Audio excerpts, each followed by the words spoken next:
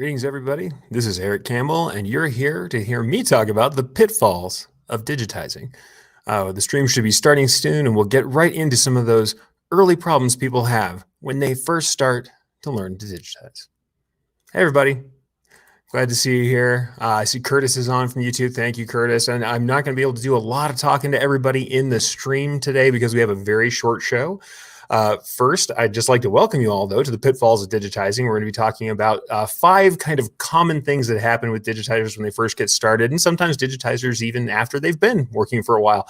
Things that can cause poor embroidery quality, poor executions, problems that they have, and things that they report when they first get started that are difficult and help them to have a hard time digitizing or waste some time. So we're going to talk about that a little bit today, but we've got, it's been a day full of difficulties galore. If you are seeing this on the day of or live, you've known that there are some problems in the world with a certain pandemic that just got announced. So trade shows are being kind of taken offline and things are being removed and changed and moved around on the schedule.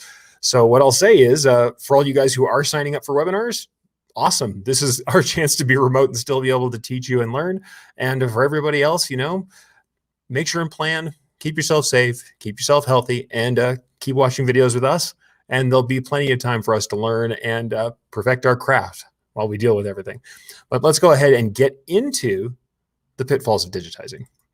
So with that, I'd like to start with what I consider pitfall number 1 for most digitizers who are first starting, and that is running on autopilot. What do I mean by running on autopilot? Honestly, it's using too many automated features. Now, the one that everybody certainly talks about and is probably the most common gripe with early digitizing and with some digitizers who never go beyond this point is using automation too much. Auto digitizing has come a long way from where it has been in the past. I mean, really, there have been worse versions of auto digitizing that are out there now. But the truth of the matter is that the computer can't see what isn't there. Things like textural treatments, things like compensation.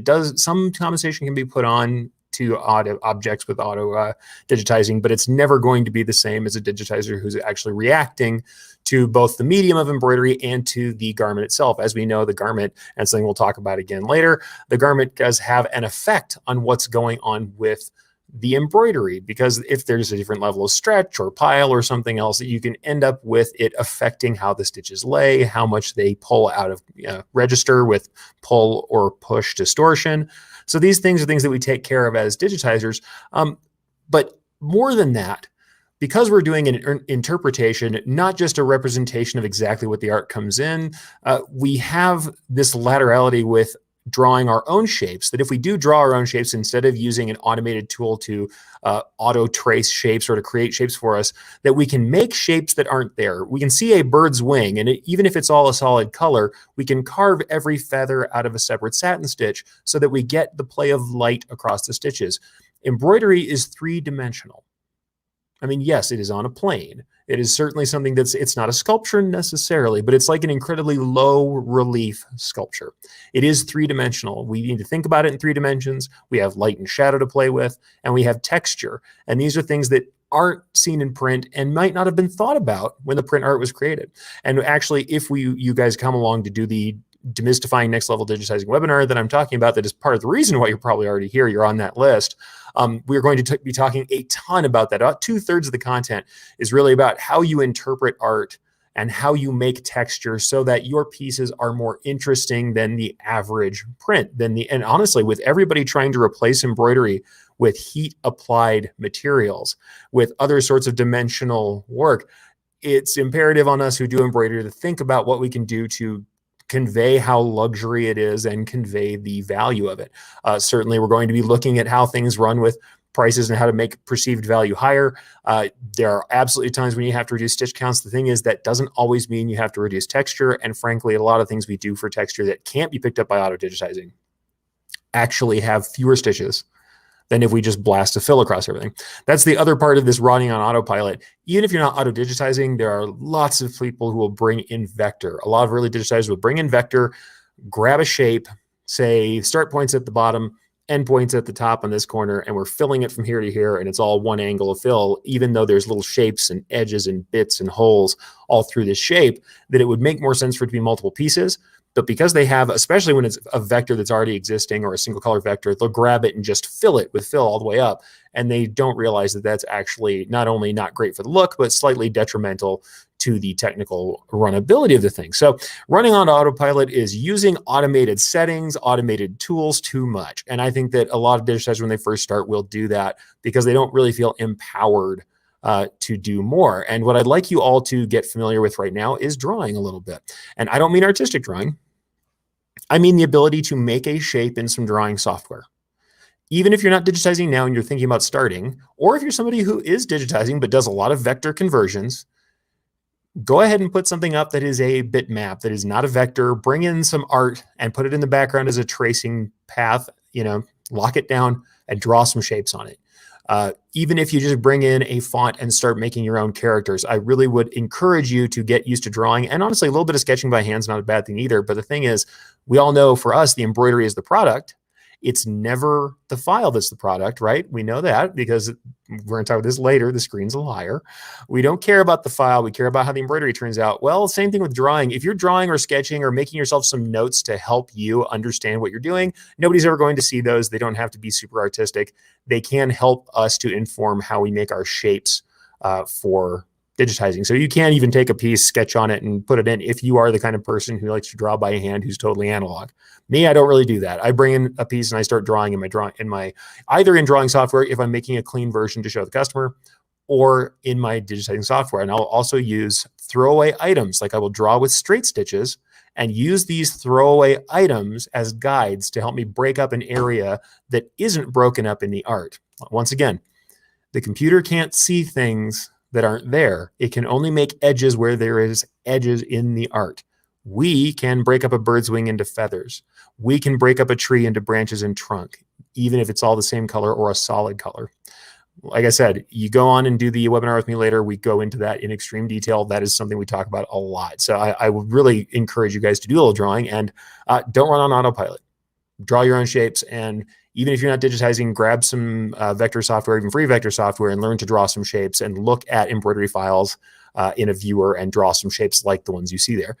Learn to draw some shapes. It will help you out in the long run to make better embroidery.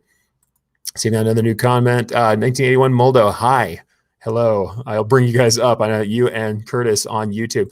The other thing, guys, I do apologize for any of you who have come over from Facebook. Usually I multi-stream. We had technical difficulties and we could only stream live to YouTube today. So anybody who's coming over from there, feel free to comment on the post where I posted this, and we can answer questions later if I don't get them today, since we're on a short schedule.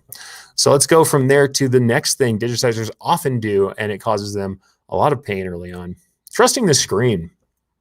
Like I said earlier, the file is never your actual output. The output of a digitizer is the embroidery. And yes, I know you'll say sometimes digitizers don't embroider. Fine, they don't embroider. But the thing you judge the quality of the file on is how the embroidery turned out, not how the file looks. And many digitizers will get themselves hung up, especially early on in their careers, by looking at the screen and being afraid of the outcome on the machine. Right? You'll look at the screen, and the top one is always this. Why can't I draw a circle and have it turn out on a circle on the machine? Well, the truth of the matter is it never will. There are ways to mitigate some of that pull and push compensation, but some of them also result in textures that we might not like in our embroidery. So it's good to just understand if we do a solid fill stitch in a circle, even with a fairly stable material, the likelihood is it'll be squashed in a little bit like an oval, right? So we know that stitches pull in toward the middle of the stitch. Here's our stitch. It pulls in and it extends out. If we had a column full of stitches like this, it's going to extend out in these two directions here. It's going to go out toward the open ends, in toward the center. That's how a satin stitch always does, and actually fill stitches do also. So you're going to get a little pull and push distortion no matter what. Stitches are under tension and they stack up and bloat out to the opposite ends. So the problem is when we start trusting the screen too much and we forget the embroidery, we can do things like run several attempts of something trying to get, say, a border in registration because we're afraid to actually move the border to where it needs to be for the design. If we've run something twice and the border is always off by 1.5 millimeters, even if it looks terrible on screen, move the border to where it should be, move it the full 1.5 millimeters, compensate deeply where things are overlapped the way they need to be to stay in registration, and don't worry about it because the product is the embroidery. It's never the file. If the file looks perfect, like the art, the chances are the embroidery will look awful. If the file looks distorted in the proper ways, If it's distorted in the ways it's supposed to be, it will look good when it runs. So just remember that, guys. Don't trust the screen. The screen is lying to you. It's trying to trick you. There is no version of a preview that looks exactly how it should. The text will look like it's lumpy and bumpy and have a bad baseline and top line. But if that's the compensation and it's put in the right places, that's what you have to do to get the look you want. So, and this actually goes back to running on Autopilot. Pretty frequently, people will bring in vectors that have perfect circles, perfect shapes, perfect elements that look like the original art, of course. They come in from the vector like that. Well, if you do a direct conversion and all you do is apply stitches to a shape and then off into the world it goes, the likelihood is you haven't applied enough compensation, or you've only used some automatic compensation. You may not have enough compensation on it, and you end up with circles that turn into ovals, squares that if you put a 45-degree stitch angle on your fill, they turn into diamonds, where toward the open ends, they go out to one side and they pull in on the other side. So you get this rhombus that leans to one side. That is all about this digitizing perfection when you need to digitize in the compensation, digitize in the distortion, because you know it's always going to happen. The truth of the world of embroidery is there will be distortion as the design runs. There's no double takes on that. We all know it's going to happen. We can mitigate it. We can work on stabilizing. We have to make sure that we're hooped correctly. We have to make sure that everything is the way it should be on our machines. So if you're not hooped correctly, that's a problem. If you don't have the right stabilizer, that's a problem. But with all of those things equal, there will still be distortion as we go. Okay, Cindy. Okay, now I'm going crazy. I know this is different from Friday shows. Yes, it is. This show was originally meant just for the people who signed up for the newsletter on my upcoming webinar, but I really wanted to put everybody together here because certainly this is what I want people to do, is to be able to get education. And honestly, I'll tell you this, Cindy, today, having seen that Impressions Atlantic City got postponed, I realized that this is the best chance for people to probably see me and talk digitizing if they can't make it to that, or if the rescheduled dates are bad, is to make sure everybody knows that I've got this webinar going on. And honestly, I'm going to give you guys a code to get a price off of the webinar, to get a coupon at the end of this thing too. So hopefully there'll be a chance for people. And also, people, I want you to contact me if you're really having a hardship and even the coupon isn't helping. Go ahead and contact me, reach out. There may be a chance for us to do something later if we don't fill up our seats, that I can get more people in, especially when there's hardship. I like to make sure that people have a chance to learn when they want to. So Cindy, that's what's going on. Also, Moldo, like your graffiti hat? Yeah, man, the M80 hat. If you've seen that M80 hat with the big puff foam that goes over the side, I love that thing too. It's been a long time since I did it, and I'm not doing as much of the commercial work right now that I used to do, but boy, I love that thing. 3D foam hats over the side, big graffiti stuff. People don't think it of me, but I do like some streetwear, and I like to do that stuff when I get a chance, because they do lots of good stuff. Cindy, also one more time, this is a good one. Having sewn for so many years, I always make the borders overlap deeply. Yeah. Really, that's the other thing people get worried about. And actually, I'm going to go ahead and segue from this. People get worried about that stuff, right? I'm glad to see this happen and that you brought this up. And by the way, Cindy, once again, I'm glad to see your show going on. More education. Yes, more education, more webinars, education for everybody wherever you are. That's what I'm about. But let's go back to the third thing going on. I call it losing stitch consciousness, right? Stitch consciousness for me means this. This is the essence of what I think a great digitizer can do for you. Stitch consciousness is using every stitch you need and not one stitch you don't, right? What this means is I'm going to build a design structurally. I'm going to make sure I use the proper underlays to support things and to help me get coverage, but I'm not going to use excess density. I'm not going to use traveling I don't have to. I'm not going to jump and trim more than I need to. At the same time, I'm definitely going to make sure I use every stitch I need to get proper coverage and to render the graphic I'm looking at correctly. So that's stitch consciousness. That's what I talk about. Use every stitch you need, but not one that you don't. Now, we also have, we're going to waste stitches sometimes. We're going to waste stitches, going to happen. But if you keep that as your guiding star, if your North Star is stitch consciousness, then the chances are you're going to use less densities overall. You're going to run lighter. It means that your garments will be more flexible. They're not going to have that horrible kind of bulletproof feel. You won't have that cardboard credit card design where it looks like it tips out of the shirt, or when someone sits down, the design still stands up on their chest. That stuff is all born out of using too many stitches. And a lot of digitizers do that, especially because they're looking at what they're going to deliver to a customer and saying, this thing doesn't have enough coverage. I've got a big field of white fill and I see black through it, or vice versa, especially when you have a lot of contrast. And they're really worried about that coverage being there. And they're also usually judging everything for 3 inches instead of 3 feet where it should be. Look up my article on the handshake distance and repeat it to your clients if you have to. Handshake distance. Americans generally have a handshake about 3 to 6 feet, or 2 to 4 feet. Sorry, 2 to 4 feet is the average set of distances for an American handshake. 3 feet is a good place to be to judge a design, because that's usually as close as you're ever going to be in someone's personal space to judge a design. So at 3 feet is where it needs to look good, not at 6 inches, unless there's a really compelling reason for it. So promotional products, something to look at. But what you talked about, Cindy brought up just a second ago, she says, she always overlaps borders deeply. And I would say, yeah, of course. Part of the problem we have otherwise, people will not overlap them because someone has told them, and rightfully so. You're saying to me right now, I'm sure I can hear it in my head. Erich, you just said don't use too much density. What about having this border on top of a fill, or a satin on top of a satin, or letters on top of a fill? The thing is that 2 layers like that, especially if one is satin, there's 3-dimensional density and 2-dimensional density, right? Especially if one is a satin or both are satins, you're not going to have that much trouble. Why? Part of the density we're trying to avoid is the through density. Like imagine this is our fabric here, right? The thread goes through, and part of the density is the thread going through. On a satin stitch, we only have 2 edges of penetration points where that thread goes through and spreads apart the fabric, right? So that's where that edge of density is. That's the heavy density. We have a bunch of fills together. If we put 2 fills on top of each other, there's penetration points all through that. They're all over the place, and they're stacking, and it's on both layers. If you have 1 layer of fill, 1 layer of satins, the satins only have those 2 points on each stitch, and they all kind of line up and stay away from each other, and it doesn't build up quite the same amount of density through the garment, right? 3-dimensional density. So that's part of the issue that we have with that density. You can totally stack satins on top of a fill, especially if your fill has a nice structural underlay. It's got a mesh or a tatami underlay with a nice edge on it, and we've done something to lift it off. And we have nice, long, lofty stitches wherever it makes sense, wherever it's not going to get snagged. We have a little bit of a longer stitch in the fill. We can bring up our cover stitching off of the garment, so we have a little air gap in there. We put those, and remember, underlay is physical. We have a rail, and on top of this rail, this underlay, stitches are sitting on top of it. We're building a foundation for our stitches. So if we lighten up our densities on that bottom fill and we throw those satins on top, we're not going to have much trouble there. And in fact, what people often do, this is the other way they lose stitch consciousness. One way, adding too much density to get coverage so that they just end up with, the design rolls up like a taco, or it dishes out, or it turns into a cup, or it turns into a bowl.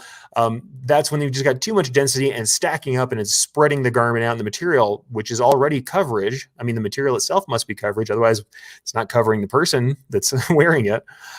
That full material then buckles or bows or causes problems.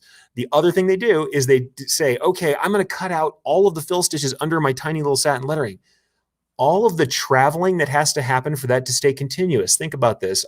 There's a bunch of travel stitches. You get to this line that's up under the text, and it's going to travel up and down and in and out of all of those little areas that you've made, and the dots and the little sticks in between the letters. There's going to be all these areas that you've created by cutting out all these holes, and the travel stitching will stack up underneath it, and it'll actually get as dense or worse. You'll actually sometimes see your stitch counts increase. Like, watch your stitch counts. You'll see your stitch counts increase as you cut the holes. So be careful about that. Don't lose stitch consciousness. So what I'm saying is, think about the embroidery not just on the design level, think about it on the stitch level, think about stitches going through the material, think about the way material builds up. That's one of those things you have to do. So definitely don't lose stitch consciousness. Think about your materials. Think of, like I said, don't trust the screen. Don't run on autopilot and let it do all the settings for you. That's also the same thing. You could also mitigate some travel if you broke the fill up into separate pieces and worked it yourself. But all these things kind of build together. Stitch consciousness, use every stitch you need, not one you don't. And remember that when you're cutting things out, density is not just the density setting that you have there. Density is also the 3-dimensional density. So there we go. Yeah, I know. No more handshaking. Yes, and you are correct. But yeah, It's just one of those things that we have to deal with now. I called it the handshake distance. It was great for a long time. How about sneeze distance? Let's judge it at the. In fact, your logo doesn't have to look even that good because now we have to be further apart from each other at all times. I don't know, webcam distance. What are we gonna change that to? But yeah, definitely judging designs too close still causes some trouble. Getting them under a magnifier is not always the way to judge them. And yeah, white thread on black garments, it really does show through a lot. What I will recommend to anybody with that, look up doing a light mesh underlay, which is two tatami fill underlays at 45 and 135. You get these little X's. It looks like a big chain link fence. And what it means is almost anywhere you are, a stitch is laying across two of these rails. It's getting lifted up. And any angle the stitch is on, the way it hits it, because we've got those two opposed angles, almost any stitch is always going to be sitting up on top of two other threads that are lifting it up from the base. And there's some color coverage just because there's thread underneath it. So fills that have problems, think about that. Let's go back to this. Like I said, we are really tight on time, so we only really have about 10 more minutes before I have to sign off and head out. It has been a day of putting out fires, folks, but I wanted to make sure I got here and did this for you since you guys had signed up. And so let's go ahead and get on to our last two things that I'm going to talk about, at least in this Pitfalls session. We'll definitely talk about more in the future, still have the take up happening tomorrow. And obviously, if you show up to the webinar, you'll be getting a lot more in-depth because we're going for 3 hours with breaks, but 3 hours, guys. All right, so let's go into the next one. I'm going to call it micromanagement. This is a joke. If you've ever seen me on the Tubular Guys, we talk a lot about how business managers get into micromanagement and cause themselves problems, right? Where they're trying to make all these small decisions when they really need to let some of that go. Well, when I'm talking about micromanagement, when I'm talking about this in a joke fashion here, digitizers start to zoom in. And I like working at a really high zoom. It's not bad that you zoom in. The bad part is you start zooming into art and you start making sure that you fill in every little piece of detail that there is. You'll start to work on, like it's what they talk about with trees. You don't draw a tree by drawing leaves. You have to imply that the leaves are there. Well, the same thing is true of embroidery. If you were drawing something that has a lot of detail in it or putting a lot of stitches into it, you don't want to draw every little line, every little piece. Think of, say, an engraving. President's face on the dollar bill. If you go look at that, if you did that at a small size and you tried to include every tiny line that was there, you zoomed in 6,000% and you are walking in and out of every little line of shading with a satin stitch or with a straight stitch. Funny enough, that's the thing. You'd be using a straight or manual stitch because the density is going to build up to the same, say, 4 points that you would have from a fill. It'll just look like a big satin that's attached to an edge or a blanket stitch that's set to full coverage. You get to this tiny detail level and you're adding too much into it. So this micromanagement is something else people do. They get excited about working at this size. They start getting really precise. They get into the headspace of digitizing and they're hitting the flow, right? You're clicking, you're hitting those nodes, you're dropping your lines, you're drawing as you go, and you're zoomed in too tight and you've lost your sense of scale and you forget that thread is a certain thickness that can't be changed aside from, running some thinner threads. Even then, we don't have that much latitude. And also, not all thin thread stuff works very well on every garment. Running tiny, tiny threads on a structured hat's a problem because sometimes you've got needle deflection, especially if those hats are structured and have a lot of heavy buckram inside. So, to put it mildly, it can be an issue. When you get thread breaks, things like that for ramming the design full of stitches all in one place, and it causes too much of that density. I talked about the three-dimensional density, or you'll just be cutting into the thread over and over again, or if you're using a sharp, say, on a hat like that, and you're just jamming that sharp through the same area over and over again, you can get thread breaks issues like that.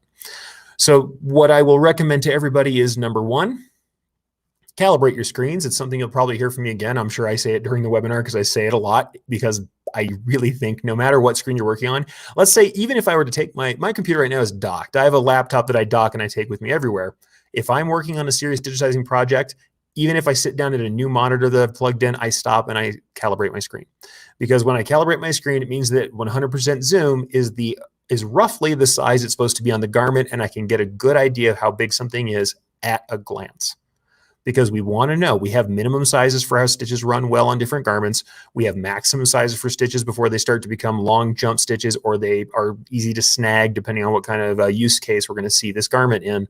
We know how far apart things have to be for there to be a little air gap so we don't put those lines so close together they look like a satin stitch.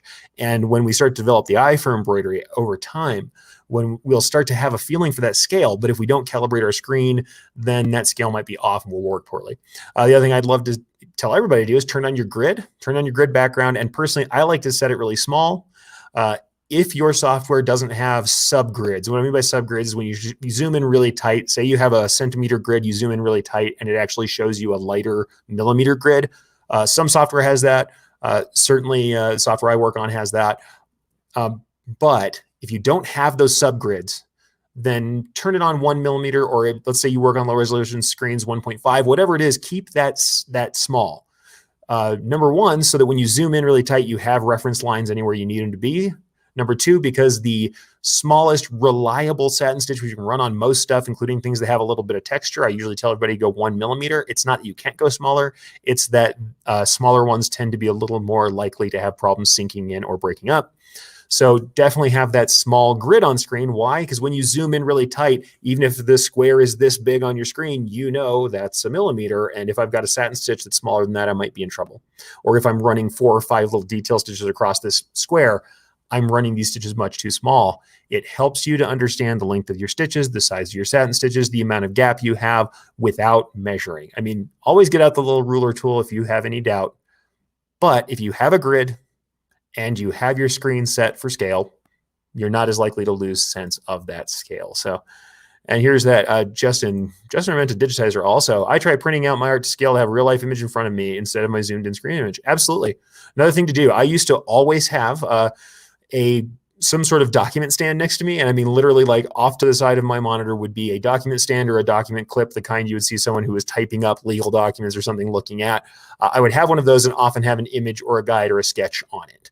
And even if you don't, the one thing you can do, it drives everybody nuts watching me digitize because I pop in and out of scale all the time. I will use the number commands for zoom levels to pop to 100%, then back to 6,000, 100, 6,000, 100, 6,000, because I pop out to see the view of everything, then I pop back in to work on the detail. So yeah, printing it out, having something in front of you, whatever it is that helps you to understand scale, do it. Have a printout sitting in front of you, have a sample sitting in front of you. Definitely still calibrate your screen and have your grid no matter what, because you want to have that frame of reference as you work. All right, folks. So we're coming into it. We probably have a little bit of bonus time for me since I actually have kind of a semi-hard out. I need to kind of get out of here pretty quickly. The last thing I'm going to talk about here is testing unscientifically. And this is something also that we'll definitely address in the webinar. Yes, we were talking about digitizing and the perils of digitizing and pitfalls you can fall into. The thing is, number one, I don't see enough digitizers doing their own testing sometimes. Yes, there are plenty who do, but there are also quite a few who hand off their testing and they don't really watch machines run and they don't get that hands-on experience with the machines. I started out as an operator, and as you may know, if you've heard me talk before, I worked on old machines that did not have thread trimmers or thread brake sensors or trimmers, honestly. So number one, that means I had to be very good at pathing and sequencing, something I didn't get to talk about here, but it is another pitfall. Early digitizers very often use too many color changes, and stitch consciousness still covers it, but it didn't have thread. Not only did it not have thread trimmers, it didn't have thread brake sensors. So I'm walking up and down two, 12 head machines, 1 to 2 machines, depending on what I was running. And I'm just watching it like a hawk to see what's going on. And everything that goes wrong, I can see. Everything that goes right, I can see. But I have to watch it to make sure that I don't have trouble with thread breaks or that I don't have any other trouble cropping up on the machine. But what that did for me, that I now recommend to everybody, is it means I really got to understand the interaction of needle, thread, stabilizer, garment, and file. All things go together holistically to make up how embroidery turns out, right? So with machine embroidery, I feel like running it is really awesome. It's something you should do. You should be an operator, even if, and though this is not really representative of what happens on a commercial machine, I would even say someone who takes a little home machine, a tiny little cheap single needle machine, and runs things will get an idea about embroidery that's probably a little deeper than someone who comes straight at it as if it were graphic design software and then wants to hand off the file.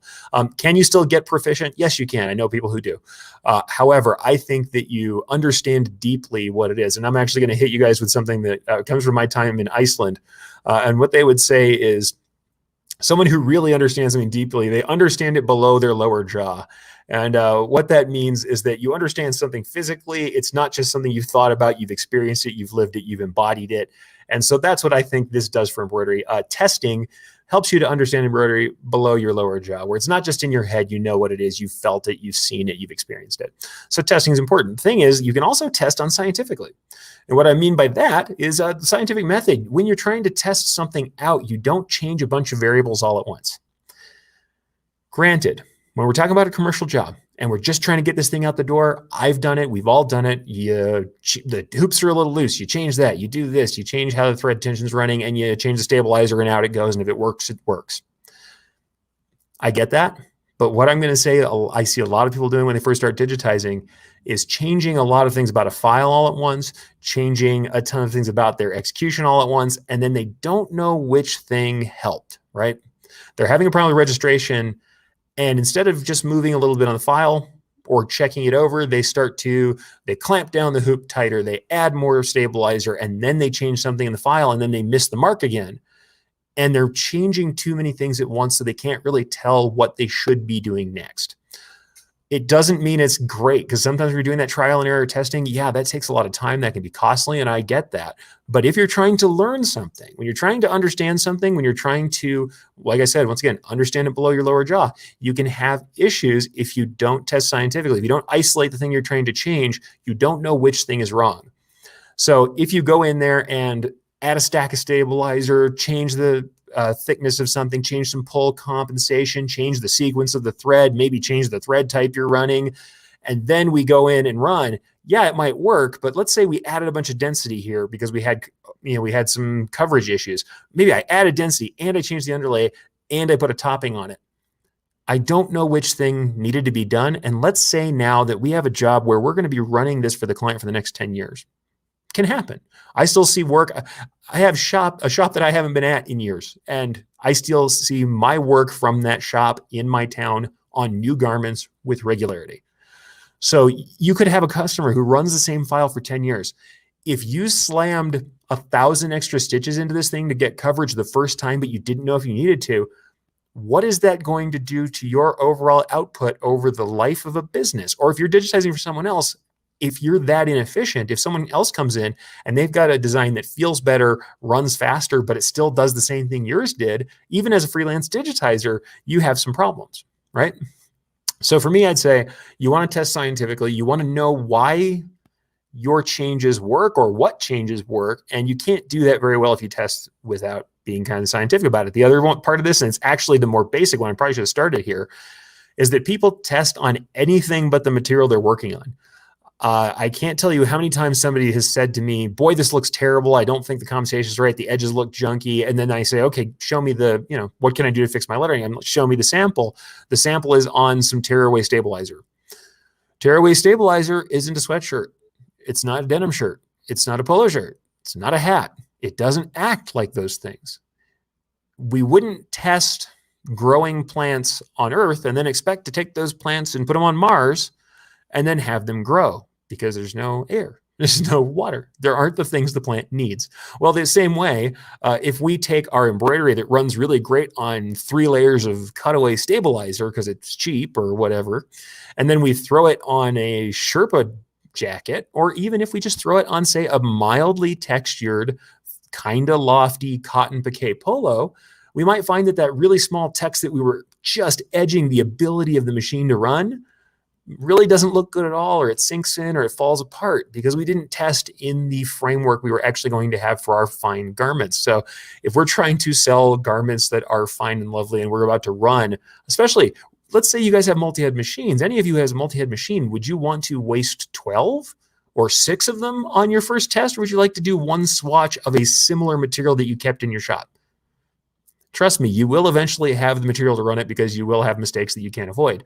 Keep all of your mistake shirts and use them for materials for running. So what I would suggest to everybody, if you can, and hey, I've even had some of my people go out to thrift shops and buy garments for this purpose, test as closely as you can to the way this is going to run on a garment, essentially to the environment that the embroidery will finally live in, right? Test it with the number of stabilizer pieces you expect to use. Most of my stuff is 1 piece of medium cutaway, unless I have something that requires something like a performance material. But a lot of my stuff, one piece of medium cutaway for most wearables is going to happen. But the thing is, I'll use that piece of medium cutaway. I will use the kind of material that I'm going to as close as I can. So if we're on a polo shirt, I'm looking for a polo shirt. I'm looking for a knit that's very similar. If it has some grain to it, let's say I'm running on something like a heavy kind of jersey knit shirt. I don't want to run on something that doesn't have vertical grain, because then I won't see the problems that'll crop up when my stitches fall into that vertical grain. So I want it to have roughly the same grain and then the same kind of level of contrast if I can. That's the last thing, but I would love to. If I've got super contrasty garments, let's say I'm running like a bright yellow and it's going to go on navy. Well, if I don't have a navy item, fine. I have black, great. I have dark gray, fine. I just want to have a level of contrast that's similar, as close as I can get it. So light, dark, and medium in your common fabrics would be a great thing to have when you're testing new stuff. And I mean, honestly, you won't always have problems with this, but do it. And here's Cindy, and I agree with this. Save all the clothes your kids grow out of great test fabrics. Yeah, and I'll say this. I've lost a fairly massive amount of weight lately, and everybody's looking at these old shirts I had laying around, and funny enough, I took stuff back out of my test stack, number one. And number two, I kept all my big stuff because I'm probably going to use it for testing materials. But yeah, you will eventually have rejects. When you have rejects, it's a good time to keep those for testing. And if you're doing testing all the time and mostly it's left chest work you do, cut them into swatches so it's easy. Cut them into swatches and stack them up. I think that's a great idea. Also, yes, Justin, if you are working with a digitizer, you're not digitizing yourself, and especially if you're learning to digitize, nothing wrong with outsourcing all the way up until the time you want to take it over, or always outsourcing some of it. Tell your digitizer what fabric and color it's going on. Important info they need to know. And honestly, that's why I have Justin, when he pops up, I usually say something, because if you have digitizers who don't ask you this stuff, who don't talk about scale, who don't talk about size, position, fabric, color, garment, I think they're probably missing something, or they're just going to run it through auto, or they're going to do it as fast as they can at the size that makes it easy for them, so they don't have to stretch their ability to do the execution. It also kind of shows you what kind of digitizer you have if they don't care, I think. It means they're aiming for a set of settings they think will run on most everything okay. That's not always what you want. So yeah, Justin's right. Tell your digitizer. Part of learning this stuff, even if you never digitize, learning about digitizing also allows you to talk to digitizers and get what you want. So actually, I'll go ahead and leave on kind of that scale. Even if you never learn to digitize yourself, why I say it's great for embroiderers to go to digitizing courses or to look at digitizing materials and learn about them is because there is specialty language that it takes to talk about this stuff. You should understand density and underlay. You should understand overlaps and compensation. Because when you have a problem and you need to communicate that to a digitizer, being able to express yourself clearly will make everything quicker and make it more likely for you to get what you need. So these kinds of classes, or the things that I teach online, I always suggest, if you're an embroiderer, even if you're never going to digitize, it's always good to know this stuff. And you may decide to digitize, and I'll say as a lover of digitizing, as well as someone who did it commercially, I also think it's a wonderful thing to do, and I wouldn't have a machine without being able to control every little part of it. But that's me. I like to tinker. That's what I always have been doing and how I got here in the first place. But yeah, learning to digitize doesn't always have to be about doing all your own digitizing, number one. Doing any digitizing could just be learning how to communicate.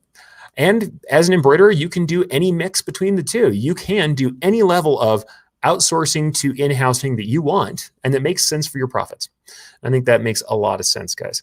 So Cindy, I'm still learning to digitize. Absolutely. Keep learning, keep outsourcing. Not a problem. Plus, you can analyze and measure settings from the files you get. If you have a file that runs well, make a note of it, because you can tear it apart with the ruler tool and really learn what you're doing. And that's something I'm going to talk about also in the webinar. So let's go ahead and finish with just a little plug for the webinar.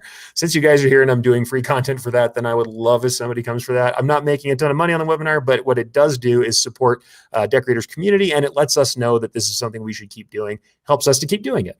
It's kind of like I tell people about the shows. People say, oh, the big bucks from speaking. And I'm like, nope, this is a labor of love, guys. We spend money to be at the shows to teach. So same thing here. But at the same time, it does help us to support all the things we need to make this happen. So if you would like to see the Demystifying Next Level Digitizing webinar, this is the sign-up page, bit.ly/ErichDD. And the whole concept there is to make your embroidery bolder, more beautiful, have more perceived value. At the same time, you'll be able to learn a little bit more about iteration, scientific testing. We have a section called the Scientific Stitcher that will help you to understand more of the stuff I've talked about today and be faster at sampling and getting what you want as a digitizer. So that's what's really going on with that.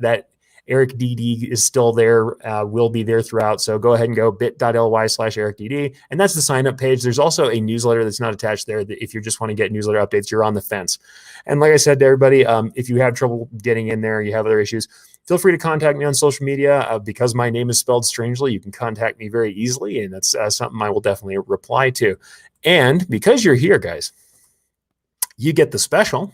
If you enter code EC at checkout, when you sign up for the webinar, you get $50 off. So thank you for coming and listening. That's really what I was here to do, is give you a little bit of those pitfalls and talk about what we're going to do.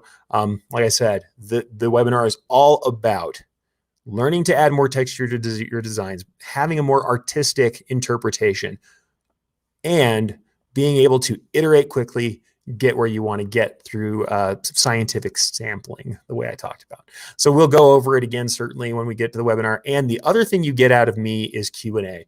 And I would also say to you guys, the Q&A is probably worth the cost of the webinar, because you can ask your direct questions to me. And especially even if we have ones that we can't answer during the time of the Q&A, the likelihood is I will be answering them over time. And a lot of you who signed up early are going to get a private call with me. And that's a 30-minute call with me where you can have me answer any question you want. I mean, I'll certainly talk about, the life and times of Erich Campbell if you like to, but I'd sure like to help you with a problem that'll make something better in your shop forever. So that 30 minutes could be valuable to you too. So thank you guys all for being here. Remember, bit.ly/ErichDD if you want to sign up, and you enter code EC for $50 off the webinar. If that's still not quite doable for you, if you're having trouble with that, hang out, make sure you're on these lists, and contact me, and we'll see what's going on, especially as we get toward the end of the period for sign up. Now, remember, guys, this is March 28th, coming up very soon. It's a Saturday, March 28th, 3 hours of digitizing education with me, and I would be happy to see you there. So thank you very much for showing up, and avoid those pitfalls, folks.